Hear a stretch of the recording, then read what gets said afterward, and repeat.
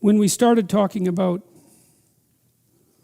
the creation of the universe at the beginning of the Genesis stories, I spent quite a long time setting the stage for the stories, because there's no point in having a conversation about the God who gives rise to being unless you have some sense of what that might conceivably mean to the modern mind. And I felt the same way about the Abrahamic stories, as I couldn't get a handle on them until I could understand and articulate more clearly what it might mean, how a modern person might understand a direct experience of God. And the first question would be, is such a thing possible?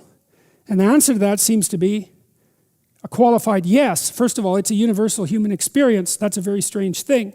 It's not something that people have made up, as Freud might have it, as a defense against death. It's not a tenable hypothesis.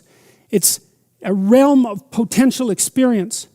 Now, that experience doesn't necessarily have to have the Judeo-Christian content that we've been discussing.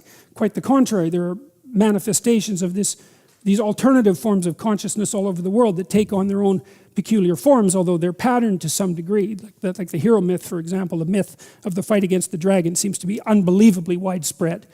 And so it's not as if it's random. Sorry, I should just see what time it is here.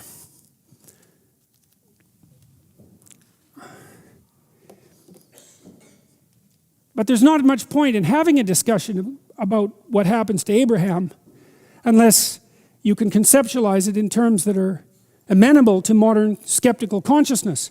So we can establish the proposition that mystical experience is not only possible, it's quite common, and it's inducible in a variety of ways, and the manner in which it's inducible is reliable. And there's no evidence as well that it's pathological. In fact, there's a fair bit of evidence that the patterns of behavior that are associated with the mystical experience are core elements of proper human adaptation in the world.